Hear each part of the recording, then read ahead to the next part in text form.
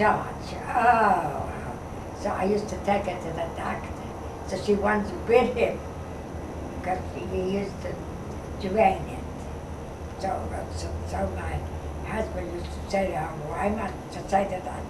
He said, but what shall we do with this? We have to drain it. Then one doctor told me she needed radium treatment because on her ear, he said she had adenoids and tonsils removed, but she was very tiny. He said he could never get to the ear, it was too small. He says, and if you don't do it, she can get, hard of hearing under you. So I did that. So listen to the doctor. So he did one ear at a time. So he did one ear. And I watched everything. And then he let her rest for a few minutes. And he goes back and he wants to do the same ear again. I said to him, doctor, you're making a mistake. It's this ear. He said, you're right. That shows you, doctors. And I showed you that I was. He said, right, you're right. I said, you're making it. We're supposed to do the other. You wanted to do the same thing. I'm telling you, we went plenty through with her. And she went through enough with that she went right. First she had her lay in the hospital, then they had to put the cat, then they brought her home by ambulance, and she had to stay in the house for I don't know for how long, then they brought her back, and it was a whole business. It wasn't easy. And once she made in the dress, and Elaine was there, and Roberta had left. She made in the dress, she had her up. So she got Alan back to Roberta to come back to do it. Roberta did it. She was very nice. But how she remembers that.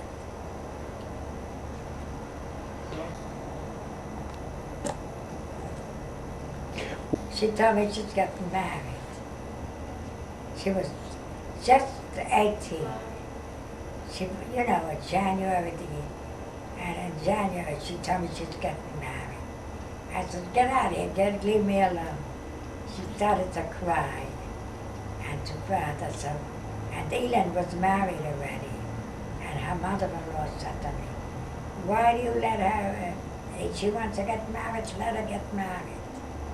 So we sent her out to California, we dressed her up, and we sent her with a beautiful wardrobe. And the next day he calls me up, he calls me Mom. Mom, we just got married. She said to me, the dressmaker that fixed her things, said to me, what happens if he doesn't want to get her marry her? So she'll come back. She carried on, so I had to let her go. She was only 18. Would you let her go? Yeah. They used to have a store, it wasn't his, it was his father's store, but he was in there, right on Stratford Avenue. The men's store, and you don't know. Robbed him, and they didn't let him stay in business after he died. He could have stayed. They robbed him, the neighborhood changes. Like they robbed you when you had a jewelry store fixed up. Remember how nice you fixed up at the place? A little store, he had men's store. Men's socks, shirts, ties, different what men wear. When he first came out, because he didn't have much of money, So they let him work on Saturday. So he used to work there with his brother Saul, right? Yeah. Not all day, just Saturday. Not all weekends. So when was the first time you met Daddy? I don't remember. Yeah, ask him just questions that I don't remember. I think it's the first time I met him when they came to the house. They came from, he wasn't the service, you know. She went out to the service. She went out to California. He was the service there. Then when he was already off, so they bought a car and then rode home. And they came home, I think, on my birthday, August the 24th.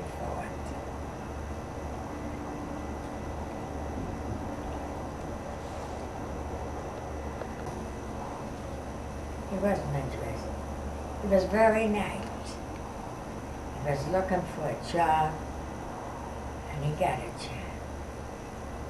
He was working at a hosiery place.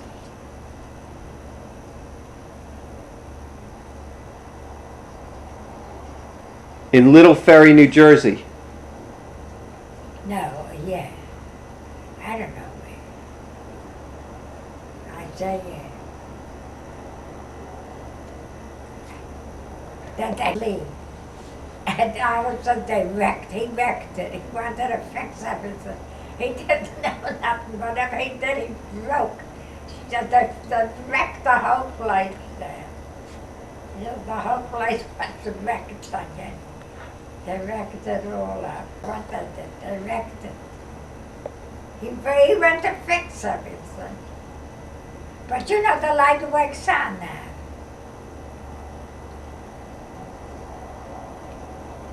He went to fix it, so he wrecked it.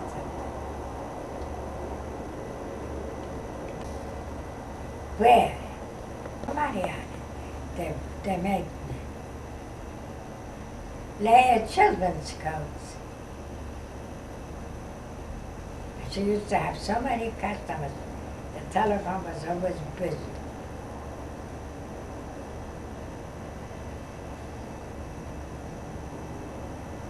Better be careful. That's a very dangerous.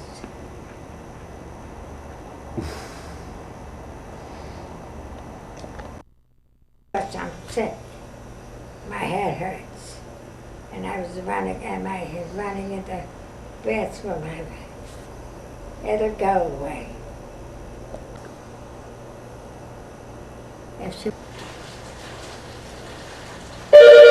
When you come back and you listen to Neil and Brian, is your listening approach different than when you lived here? Like, do you get different things out of it, make different observations?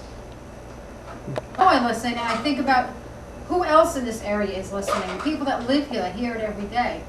I can make different assumptions and judgments about their audience, of which I used to be